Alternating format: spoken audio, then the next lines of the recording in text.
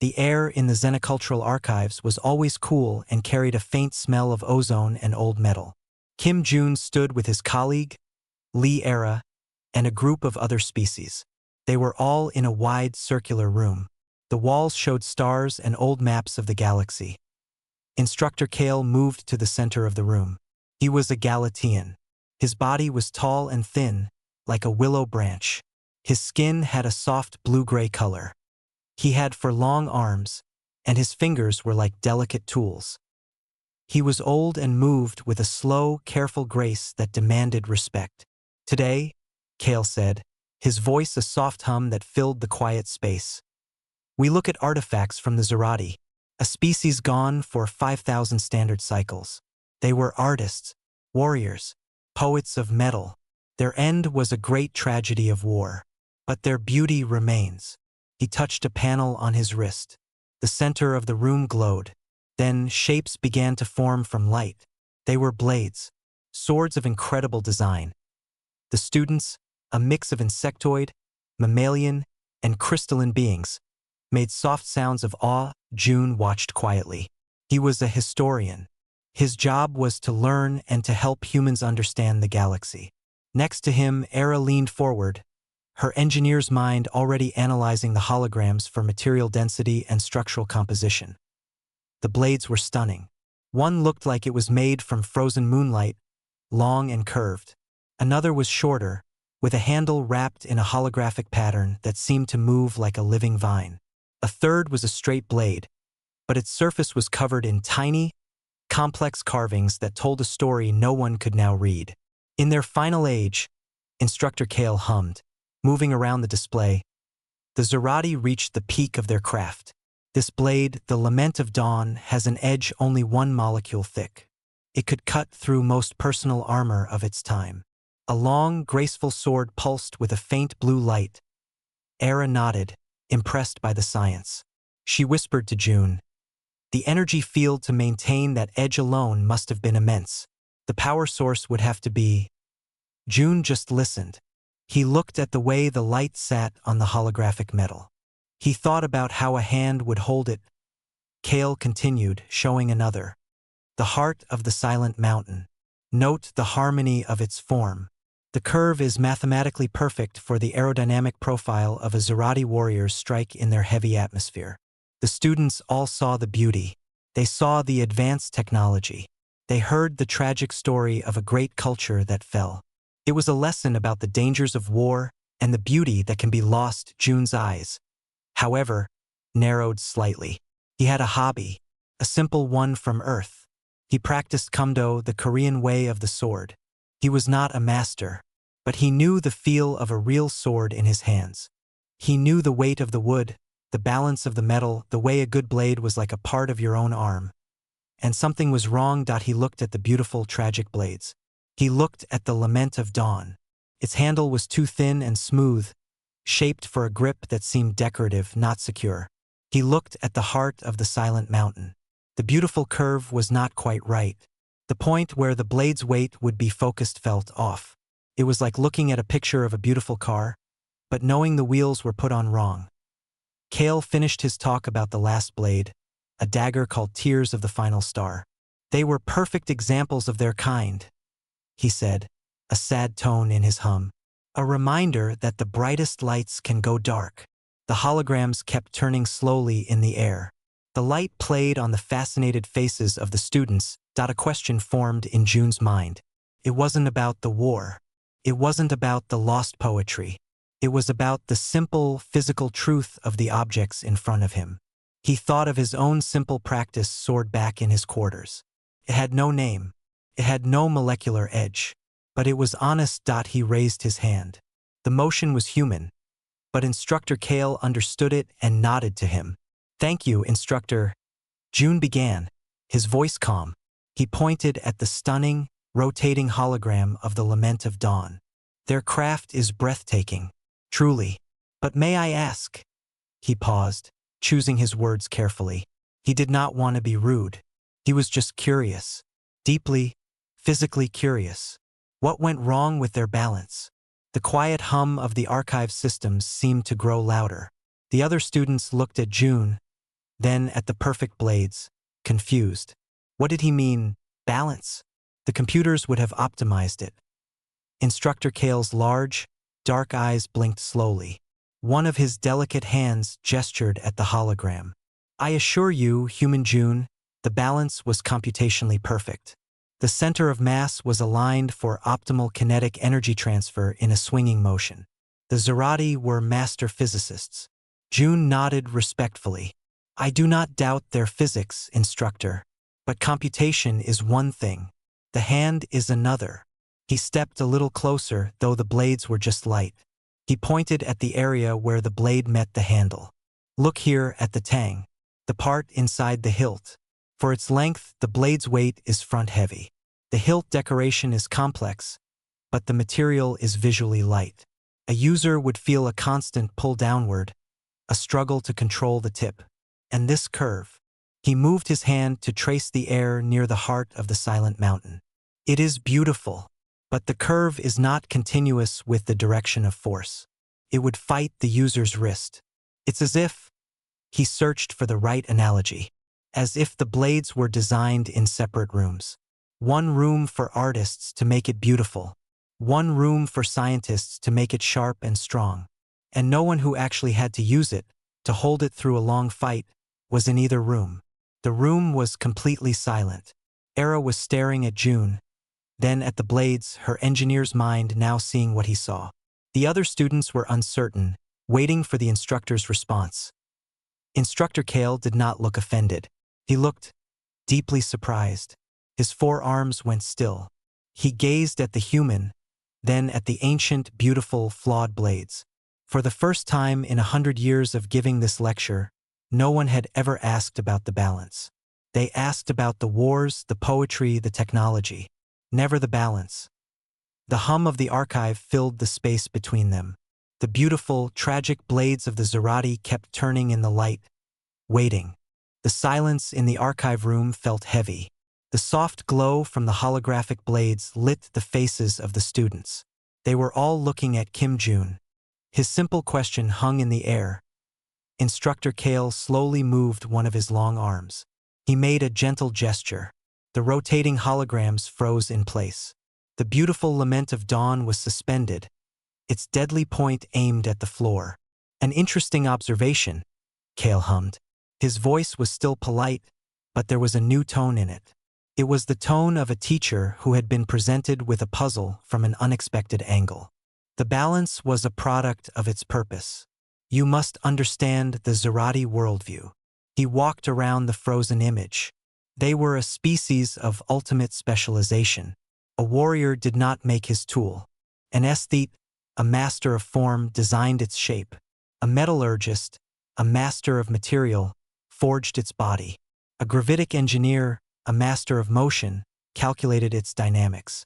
Each was a supreme artist in their field. June listened. He kept his eyes on the blade. He imagined a committee designing his jukdo, his practice sword.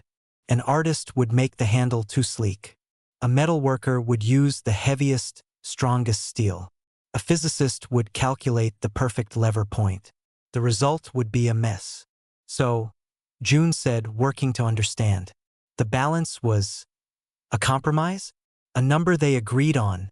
Not a compromise, Kale corrected softly. A confluence. Each element was perfect in isolation. The shape was perfect beauty. The edge was perfect sharpness. The mass distribution was perfect according to the equations of motion. To change one for the sake of the others would be to make it imperfect. Era spoke up. Her scientific mind was engaged now. Instructor, permission to scan the archival data? The mass distribution and the proposed center of gravity. Kale gave a slow nod. Of course, Engineer Lee. Era pulled a small tablet from her pocket. It was a human device, simple but effective. She linked it to the archive's public data stream for the display. Numbers and diagrams flashed on her screen. She compared the blade's length, the estimated density of the materials, the shape of the tang inside the hilt. Her eyebrows went up. June is right, she said, her voice flat with the surprise of confirmed data. Look here. The center of mass is here.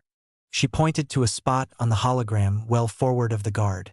But the point of percussion, the best spot to hit with, is calculated to be here. She pointed to a spot nearer the tip.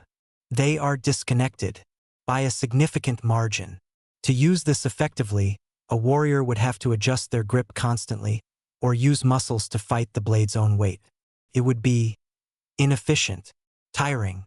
A low murmur went through the other students. A large, reptilian cadet from a heavy-gravity world flexed his thick hands. It looks weak. Pretty, but weak. My people would not carry such a thing. But that is precisely the point, Instructor Kale said, raising a hand for calm. It was not merely a thing. It was a symbol. A warrior carried the lament of dawn to show he had the status to own such art. It showed he was connected to the great aesthetes and metallurgists. Its use in battle was almost secondary. It was a badge, a piece of moving culture. June looked from the frozen blade to Kale, and then to his own hands. He thought of the old smiths in Korea's history. The man who forged a blade also fitted the hilt. He would feel the weight in his own palm. He would think of the soldier who would carry it. The soldier might even be there, talking to him, showing him his grip. The blade was a conversation between the maker and the user. Sometimes they were the same person. So the flaw, June said slowly, was not in the metal or the math. It was in the distance. The distance between the person who made it and the person whose life depended on it. Instructor Kale was silent for a long moment. He looked at the human with an expression that was hard to read. It was not anger. It was something closer to wonder. You see the artifact not as a frozen piece of history, Kale finally said. You see it as a tool that failed its user. Did it? Era asked, looking at the data. If its main job was to be a symbol, and it did that beautifully, then did it really fail? It failed when the war came, June replied softly. He was not guessing. He was following the logic of the object itself. When a symbol has to be used as a tool, it must work as a tool. If it does not, you lose the war. And then you lose everything else, including the meaning of the symbol. The truth of his words settled over the group. The tragic story of the Zerati was not just in the great battles lost. It was here, in this quiet room, in this beautiful, unbalanced sword. It was a story of a society that had become so good at separating tasks that it forgot how to connect them. Instructor Kale moved his hand again. The holograms vanished, leaving the room in the duller, normal light. The lesson was over, but the conversation was not. Human June, Kale said, your perspective is unique in my experience. You looked past the story we tell to the story the object tells. It is a different kind of history. June felt a little embarrassed. He had not meant to disrupt the lesson. I am sorry, Instructor. It was just a question about the feel of it. Do not apologize. Kale hummed, and it sounded genuine. You have introduced a new variable, a human variable. The feel of it. He seemed to taste the phrase. We have the Zerati blades in the physical archive. Would you and Engineer Lee do me the honor of continuing this discussion? I would like to see this feel tested against the physical reality. Era looked at June, excited by the chance to examine the real artifacts. June felt a knot of nervousness, but also a deep curiosity. He nodded. Yes, Instructor. We would be honored. Kale led them out of the main gallery and down a quiet corridor. The other students went their separate ways, talking about the strange human who asked about balance. June walked behind Kale, his mind still on the disconnected points on the blade. He wondered what his old Kumdo teacher would say about such a weapon. He would probably laugh and then show him with a simple piece of wood why it would never work. Instructor Kale led them through a series of secure doors. The halls here were quieter. The walls were a plain, soft gray. This was not a place for shows. This was a place for keeping things. They stopped in front of a large door. Kale placed one of his long hands on a panel. The door slid open without a sound. The room inside was cool and had a very still feeling. The air was dry. Special lights came on slowly, showing a large room with many clear cases. Inside the cases were objects, tools, pieces of art, machines from dead worlds. Kale went to a case in the middle of the room. Inside, on a stand, were 3 blades. They were the real versions of the holograms. The Lament of Dawn, the Heart of the Silent Mountain, and the Tears of the Final Star. Seeing them in real life was different. The holograms showed their beauty. The real things showed their age. The metal was not perfectly bright. It had a quiet, deep color, like old stone. The light did not flash on them. It sank into them. They looked heavy, not just in weight but in years. These are among the few complete pieces we have. Kale hummed softly, as if speaking too loud might hurt them. They are stable. You may observe them closely. He pressed another panel. The top of the case slid back. The still air of the room moved. A faint smell reached June and Era. It was not metal. It was like old dust and something else. Something sweet and gone, like a flower pressed in a book for 1,000 years. Era immediately took out her tablet and a small scanner. She began to take readings.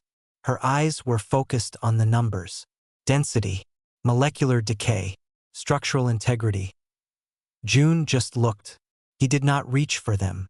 He walked slowly around the case. He looked at the way they sat on their stands. The Lament of Dawn was as long as his arm. The curve of the Heart of the Silent Mountain seemed even more pronounced now. The little dagger, Tears of the Final Star, had a handle so detailed it looked like frost. "May I?" June asked, looking at Kale. Kale nodded. "With care. They are stronger than they look. But they are not toys." June took a deep breath. He did not go for the big sword first. He went for the dagger. It was small, felt less intimidating. He reached out. He put his hand around the handle. It was cold, but not like ice. It was a deep, slow cold. The handle was beautiful. It was carved with tiny, perfect patterns. But as he closed his fingers, he felt the problem immediately. The patterns were sharp. They were not made for a human hand. They were made to be seen. After holding it for only a few seconds, the shapes began to press into his skin in an uncomfortable way. The balance was not as bad because it was small, but the handle wanted to twist. It did not sit still in his grip. He put it back carefully. He looked at his own fingers. He could still feel the impression of the art. Next, he looked at the Heart of the Silent Mountain. He did not lift it. He just put his fingers under the blade near the guard and lifted it an inch off the stand. He felt the weight. It was all in the front. The beautiful, curved blade wanted to pull his hand down. He let it settle back.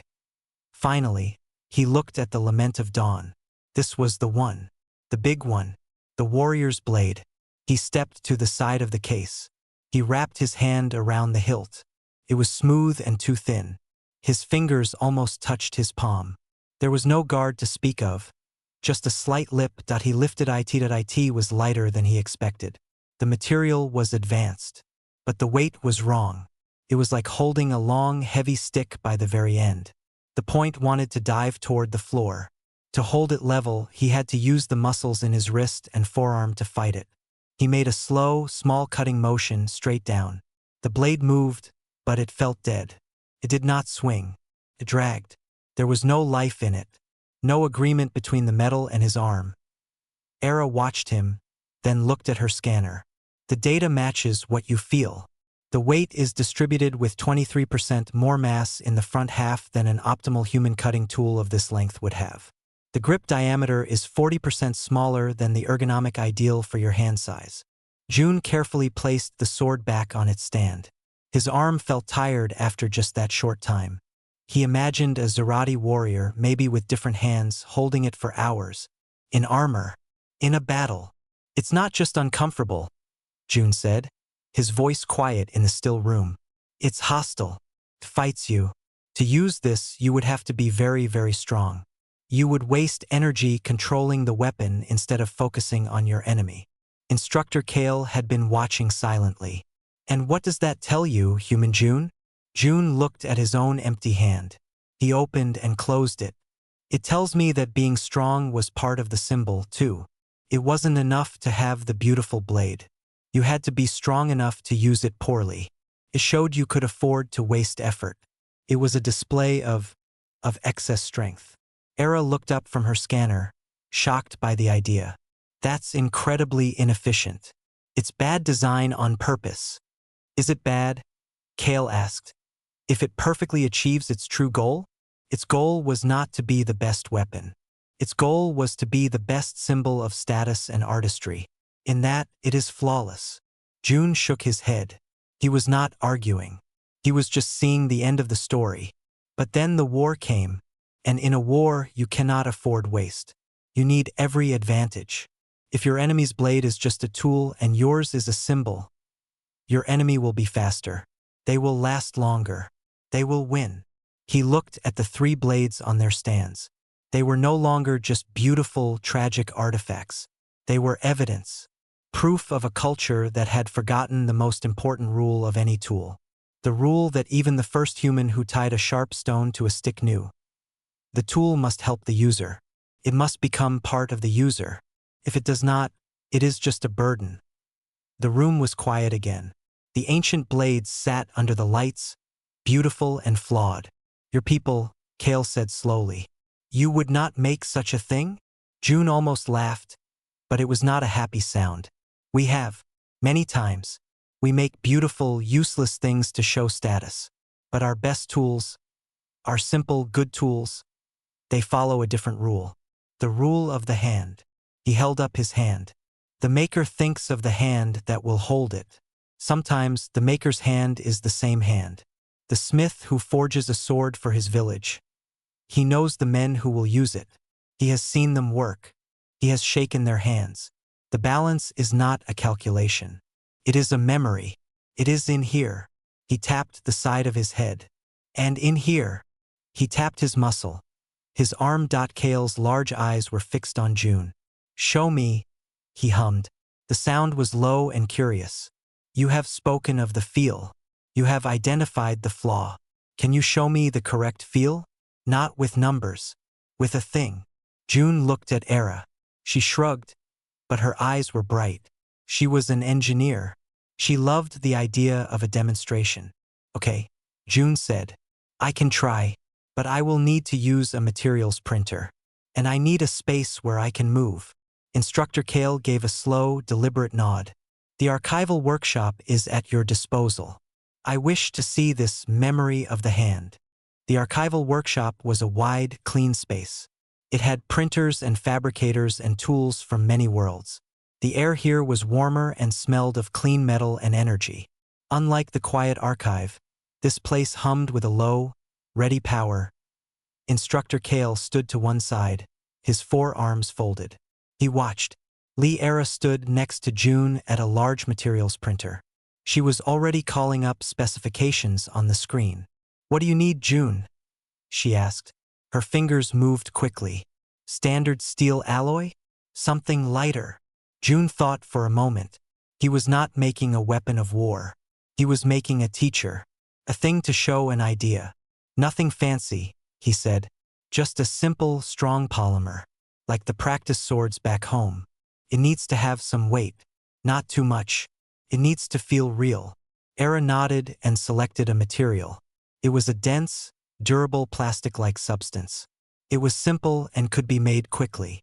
Now the shape, she said. She pulled up a basic design template. It was a simple, straight bar. June shook his head. No. Let me. He moved to the screen. He did not enter numbers for length or weight distribution. He just started to draw. With his finger, he sketched a simple, straight blade. It was about as long as his arm. He made it slightly wider near the handle, then tapering gently to a rounded tip. It was not sharp. It was a practice blade, a jucto. He then drew the handle. It was a simple cylinder, but he added a slight curve on one side. This is where the palm rests, he mumbled, more to himself than to Era. He made the handle thicker in the middle, thinner at the ends. He extended a simple, solid tang deep into the handle. He drew a small, round guard. Not for decoration, just to stop a sliding hand. He was not calculating mass. He was remembering. He was remembering the feel of the wooden sword in his teacher's shed. The weight of it. The way it sat in his hand when he was tired after 100 practice cuts. He was designing it for his own human hand, for the grip he knew. Era watched the shape form. It was plain, almost ugly next to the memory of the Zerati blades. But she saw the logic. The thick part of the handle would fit a human palm. The taper of the blade would pull the weight back toward the user. It was simple geometry, but it came from the body, not from a computer. "Ready?" she asked. June took a final look. "Yes, print it." Era pressed the command. The printer lit up. A hum filled the air. A light moved back and forth inside the machine. Layer by layer, the sword began to form.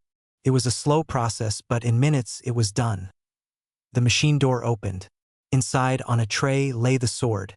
It was a flat, matte black color. It had no shine, no carvings. It was just a shape. June reached in and picked it up. It was still warm from the process. He held it by the handle. He turned it over in his hands. He tested the weight. He made a small swing in the air. A smile touched his lips. It was not perfect. It was a quick print. But it was right. The handle filled his grip comfortably. The weight sat just in front of his hand. When he swung it, the blade followed his motion. It did not fight him. It felt like an extension of his arm. It felt honest. He walked to the open space in the middle of the workshop. Instructor Kale watched, his head tilted. "This is a practice sword," June explained. "A jukdo. It is for learning. It is not for killing. It is for teaching the body how to move." He held it up. "It has no story, no great name. It is just a tool." He took a deep breath and settled into a basic stance. Feet shoulder-width apart, 1 foot forward. He held the sword with both hands. He was not a warrior. He was just a man who had taken lessons. Then he moved. It was a simple, basic cut. A straight downward strike called jirugi. He did not move fast. He moved with intention. His body turned. His arms extended. The black blade cut through the air. It did not whistle. It made a soft, solid whoosh. At the end of the cut, the sword stopped precisely where he meant it to stop. There was no shake. No struggle. The weight of the blade did the work. His body guided it. He did another cut from the other side. Then a horizontal cut. Each movement was clean. Each movement ended with control. The plain black sword was part of the motion. It was not a separate thing he was holding. It was like his arm had grown longer and had a sharp edge. He finished with a simple, respectful sheathing motion, though the sword had no scabbard. He stood straight again and let the point rest on the floor. His breathing was calm. The workshop was silent except for the hum of the machines. Instructor Kale had not moved. His large, dark eyes were fixed on the simple black shape in June's hand. He had seen warriors. He had seen demonstrations of great skill with plasma blades and energy whips. This was different. This was not about power or speed or dazzling effects. This was about unity. It was about a man and a piece of shaped material moving as one thing. "That," Kale began, his hum quieter than usual. "That was not a fighting form." "No," June agreed. "It is a learning form. Teaches balance. It teaches you to listen to the tool. The tool also teaches you, tells you when you are off balance, when your grip is wrong. It is a conversation." He walked over and held the plain sword out to Kale, handle first. "Here, feel it." Kale looked at the offered handle. He slowly uncurled one of his long, delicate hands. His fingers were twice as long as a human's and had an extra joint. He took the sword. His grip was awkward. The handle was made for a human hand. But as he held it, his expression changed. He adjusted his thin fingers. He lifted it. He made a slow, experimental movement. The blade wobbled in his unfamiliar grip, but the movement was clean. The weight did not try to run away from him. It stayed where it was put. "The balance," Kale hummed, surprised. "It is central. It rests in the hand. The blade is not a separate weight. It is an extension." "Exactly," June said. "The smith thinks, how will this feel when it is tired? How will it feel in a nervous hand? How will it feel after 1,000 cuts?" He makes it to answer those questions. The balance is the answer. Kale handed the sword back with great care. He looked from the plain black shape to June, and then back toward the door that led to the archive.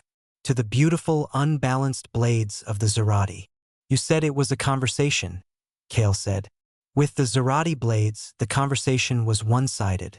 The art spoke, the science spoke, the warrior only listened.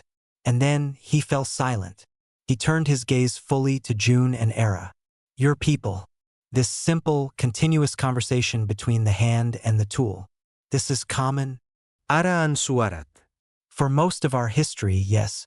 The person who made a plow or a hammer or a knife was often the person who used it or lived next to the person who used it. The feedback was immediate. This hurts my hand. This is too heavy. The next one would be better. It was slow learning, but it was in our bones. Kale was silent for a long time. The hum of the workshop filled the space. I have studied the Zerati for decades, he finally said. I knew of their castes, their specializations.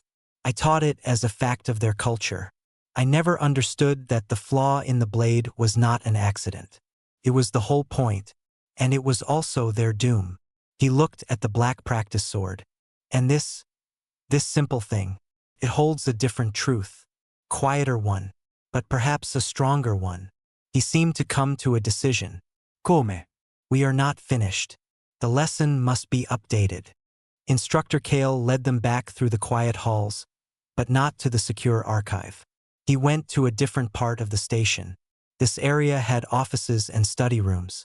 They entered a small room with a large window looking out at the stars. A desk was covered with data slates and old-style books. Kale moved to the desk and touched a panel. A large, clear screen lit up on the wall. He began to call up images, not of blades but of Zerati society. There were paintings of their tall, elegant cities, pictures of their different castes, the warriors in polished, ornate armor, the aesthetes in flowing robes holding tools for measuring beauty, the metallurgists in sealed workshops, their faces hidden. For a long time, Kale said, his voice a low hum in the quiet room. We saw their fall as a military failure, a stronger enemy, a mistake in strategy. But your question, Human June, it points to a deeper sickness. He brought up a detailed schematic of the Lament of Dawn. Next to it, he placed images of the Zerati societal structure. Lines connected the blade's parts to the different castes. The curve was designed by the Aesthetic Guild. It was based on a sacred mathematical ratio. To change it for better handling was forbidden. It was considered ugly, a sin against form. He pointed to the molecular edge. The edge was the domain of the metallurgic caste. Their pride was in its sharpness. To thicken it, to change the alloy for better weight, would imply their work was imperfect. They would not allow it. Finally, he pointed to the handle and the tang. The gravitic engineers calculated the dynamics. They provided the numbers for balance. But they worked from the designs given by the others. They did not question the form. Their job was to make the given form move correctly in theory, not in a tired warrior's hand. June watched the lines on the screen. It was a map of a problem. Each group did their part perfectly, but no one was responsible for the whole. No one was responsible for the person who had to use the final product. It was a system of perfect pieces, Era said, understanding dawning on her face. That made a broken whole. Exactly, Kale hummed. He looked weary. The warrior was given this object of supreme status. To complain about its feel, its balance, would be to insult the great artists and scientists. It would be to admit he was not strong enough to wield their masterpiece. So he stayed silent. He adapted. He used his great strength to overcome the blade's flaws, and saw that struggle as a mark of his own honor. June thought of the tired feeling in his own forearm after just holding the real blade for a moment. They must have been exhausted, all the time, even before the fighting started. Kale called up another image. It showed a Zerati battlefield from later in their history. The warriors still had the beautiful blades. But the image also showed simpler, cruder weapons used by their enemies. Jagged axes, straight, heavy spears. The enemy, Kale said, had no such divisions. Their toolmaker was often the warrior next to you. Their weapons were ugly, but they were balanced. They were efficient. In a long battle, the Zerati warriors, for all their strength and skill and beautiful armor, would tire first. Their strikes, for all their perfect kinetic theory, would be slower. Their defense would be clumsier. He turned off the screen. The room was lit only by starlight from the window. You asked what went wrong with their balance, Kale said to June. The answer is nothing, and everything. The balance was wrong because their society was unbalanced. The distance between the hand that made and the hand that used was not just physical. It was a canyon of pride, of ritual, of silence. The flaw in the metal was just an echo of the flaw in their culture. The truth was simple. It was almost too simple.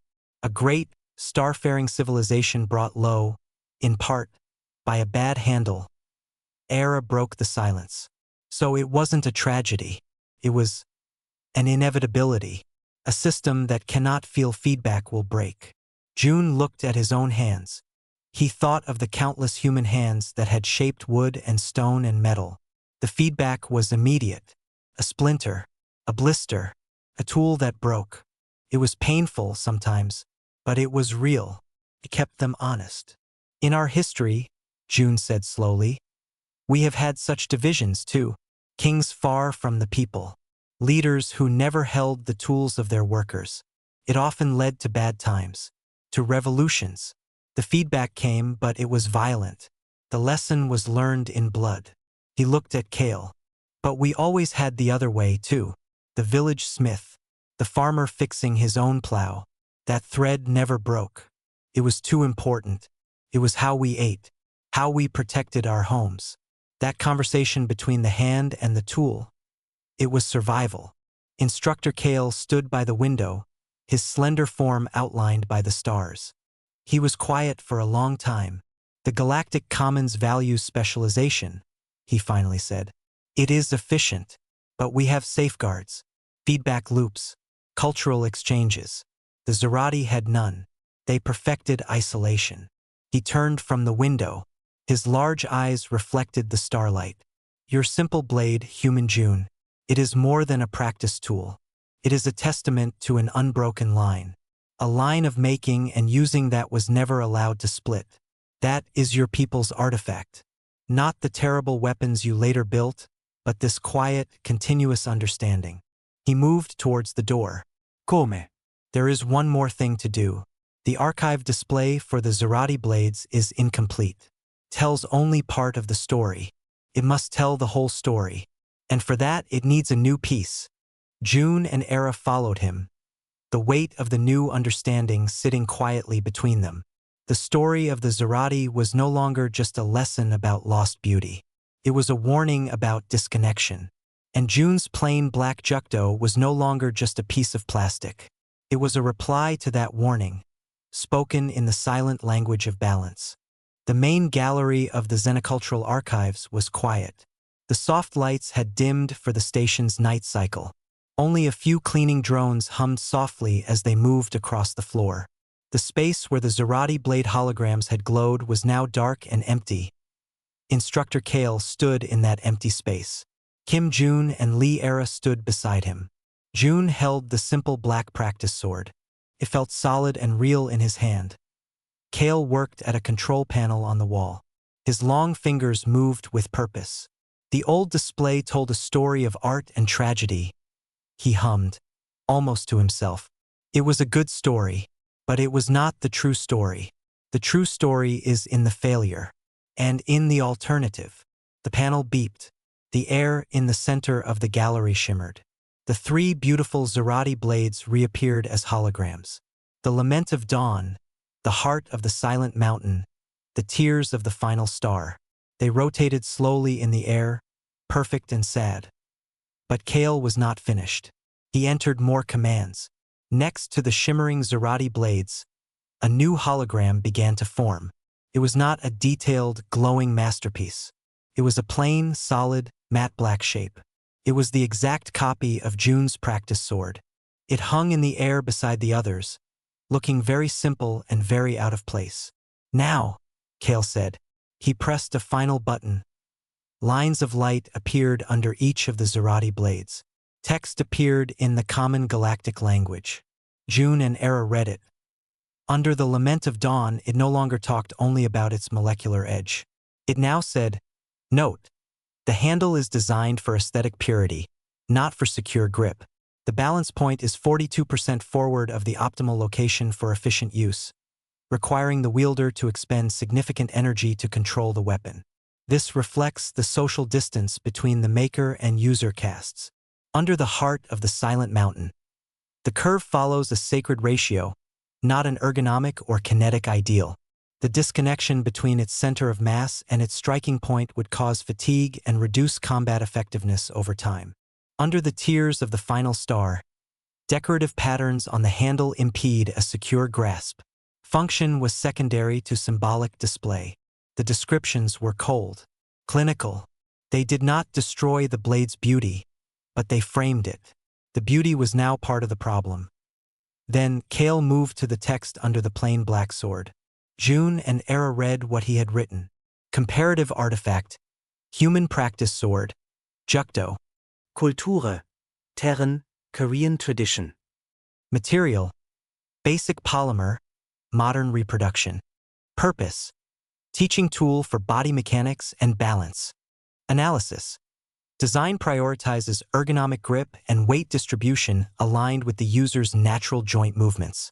The balance point is centered in the hand, promoting control and reducing fatigue. The shape evolves from continuous, direct feedback between maker and user over generations. It exemplifies the unbroken kinesthetic lineage common to many human craft traditions, where the tool is an extension of the self. June read the last line again. The tool is an extension of the self. It was what he had felt but had not known how to say. Kale turned to them. The display is now a dialogue. It shows the Zerati ideal, and it shows the human ideal. One leads to a museum, the other leads to a living practice. Era looked at the two sets of blades hanging in the air, the glittering, complex, doomed ones, and the simple, plain, functional one. It tells a bigger story, she said. A story about what keeps a culture alive. Yes, Kale hummed. We archivists are keepers of stories, but sometimes we keep the wrong version. We keep the beautiful lie instead of the plain truth. Your question, Human June, helped me see the truth. June felt a little overwhelmed. He had just asked about the feel of a sword. Now it was part of a galactic exhibit. I did not mean to change the archive, Instructor.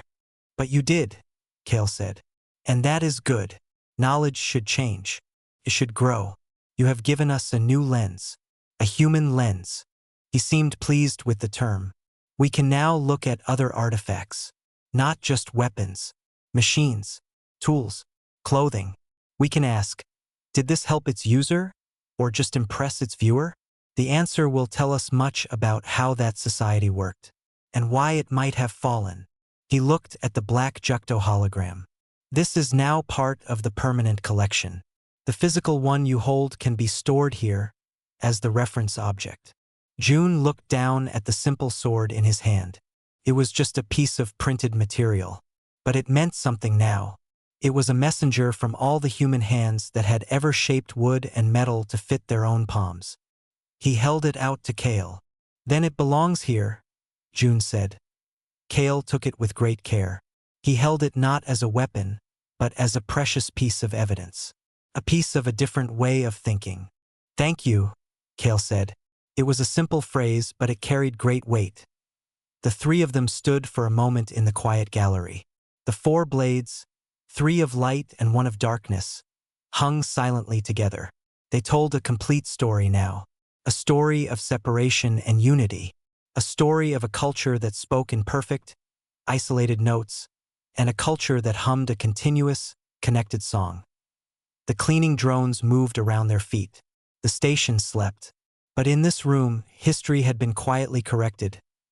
June and Era walked out of the archive together. The door slid shut behind them, leaving Instructor Kale alone with the new display in the corridor. Era let out a long breath. I was just scanning for metal stress. I did not expect a lesson in societal collapse. June smiled a tired smile. I was just wondering why it would be so tiring to hold. It all came from that. They walked in silence for a while. The station's gentle gravity felt normal and steady. You know, Era said, my grandfather was a potter. He would make cups. He would always make the handle first by feel. He said a cup is just a bowl with a handle for your soul. If the handle is wrong, the soul is uncomfortable. June nodded. It was the same idea. A simple, physical truth. A truth that the Zerati, for all their greatness, had forgotten. They reached the section of the station where human quarters were. The lights were warmer here. The air smelled faintly of food and coffee. Tomorrow, Era said, I have to go back to analyzing power conduits.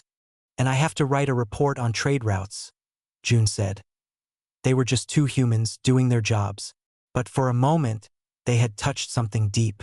They had reminded the galaxy of a simple, powerful rule that was written not in stars, but in the bones of the hand. June went to his small room. On a stand in the corner was his real practice sword, made of wood. He picked it up. He held it. The balance was perfect. Felt like home. He put it back. He looked out his viewport at the stars, thinking of the beautiful, unbalanced blades now sharing a room with his simple, honest one. He hoped someone would see them, and maybe, just maybe, they would ask the right question. A standard cycle passed. Life on the Harmony's pinnacle station continued its normal rhythm. Ships came and went. Species from different worlds met in the markets and meeting halls. Kim June finished his report on trade routes. Lee Era found a flaw in a power conduit design and helped fix it. They did not go back to the Xenocultural archives. The experience felt complete. They had asked a question and found an answer. That was enough. One afternoon, June was in the station's botanical garden. It was a place with plants from many worlds. The air was warm and carried strange, sweet smells. He was sitting on a bench, watching a plant with blue leaves slowly open and close. He heard a soft, familiar hum. Instructor Kale was walking along the path. He moved slowly, looking at the plants with his large, observant eyes. He saw June and changed his direction. Human June, Kale greeted him. A pleasant space for reflection. June stood up out of respect. It is, Instructor. Please sit. Kale settled himself on the bench. His body folded in a way that seemed comfortable for his species. They sat in silence for a moment, watching the blue leaves move. I have had many visitors to the archive in the past days, Kale said. His hum was thoughtful, more than usual for the Zerati display. June looked at him, curious. They come because of the new edition, Kale continued. The human artifact. They read the new descriptions. They stand and look for a long time. Some laugh. Some are angry. Some are very quiet. Angry? June asked. Oh yes, Kale hummed softly. Some academics. They believe it is vandalism. To place a simple, modern copy next to ancient masterpieces. To focus on flaws. They say it disrespects the Zerati. June considered this. He could understand it. And the others? The quiet ones? The quiet ones are the interesting ones, Kale said. They are often engineers, or historians from practical species, or young soldiers. They look at the Zerati blade and then at your Jucto. They read about the disconnection, and they understand. They see it is not about weapons. It is about connection. One young cadet from the Tulkaran species, they are builders. She asked if she could hold the physical practice sword. What did you say? I allowed it, Kale said. She held it. She moved it. She felt the balance. She said nothing, but she nodded. It was a nod of deep understanding. Then she asked to see our files on ancient Tulkaran digging tools. She thinks she might find a similar disconnection before their great civil war. June felt a strange feeling. It was pride, but not for himself. It was for the simple, honest tool. It was speaking a language everyone could feel. Instructor, June said after a while. Thank you for listening to my question. Many would not have. Kale turned his head to look at June. I am an archivist. My purpose is to listen to the whispers of the past. Your question was a new whisper, a very clear one. It said, "This object does not work." That is the most important thing an object can tell us. If it does not work, why was it made? The answer to that is the true history. A small, bird-like creature from a distant world fluttered down and landed on the path. It looked at them with bright, intelligent eyes, then flew away. "I am starting a new project," Kale said. "A reevaluation. I am looking at other perfect artifacts in the collection. The singing crystals of Mel, the eternal engines of the Voral, the unbreakable glass of the Hesse. I am not looking for their greatness. I am looking for their disconnect. I am looking for the moment the maker stopped thinking of the user. I am using a human lens." He said the last words with a kind of quiet satisfaction. "It is not a lens of technology," June said. "It is a lens of care." "Yes," Kale agreed. "A lens of care. A simple, powerful lens." They sat together a while longer, not as teacher and student, but as two scholars from different stars, sharing a moment of quiet understanding. Finally, Kale rose from the bench. "I must return. There is a shipment of artifacts from a newly discovered dig site. I am eager to see them, and to ask them new questions." June stood as well. "Good luck, Instructor." Kale began to walk away, then paused. He turned back. "Human June, the display. The new title for that section is not yet formalized. But in my notes, I am calling it The Conversation of Balance. I thought you should know." June bowed his head slightly. "It is a good title." Instructor Kale gave a slow, graceful nod of his own, then turned and walked down the garden path, his slender form disappearing among the leaves of 100 worlds. June sat back down. He looked at his own hands. He thought of the village smiths, the potters, the carpenters, the countless unknown hands that had shaped his world by thinking of the next set of hands that would use what they made. It was a chain of care, a chain that had brought him here, to a Starfield garden, to have a conversation about balance with an alien archivist. That he thought of the beautiful, sad Zarati, who broke that chain. He thought of the simple black sword in the archive, now speaking its quiet truth to anyone who would listen. The galaxy was vast and full of wonders. It had stars that sang and planets of crystal. But in that moment, June felt that humanity's strangest gift, their most fuck yeah thing, was not their strength or their speed or their cleverness. It was this: they had never forgotten deep down that a tool should fit the hand, and by extension, a society should fit the people in it. It was a humble truth, but it was a truth that, it seemed, could echo across centuries. And between the stars, the blue leaves opened and closed. The station hummed gently, and somewhere in the archives, for blades hung in the air, telling a story of failure and a story of a quiet, persistent hope.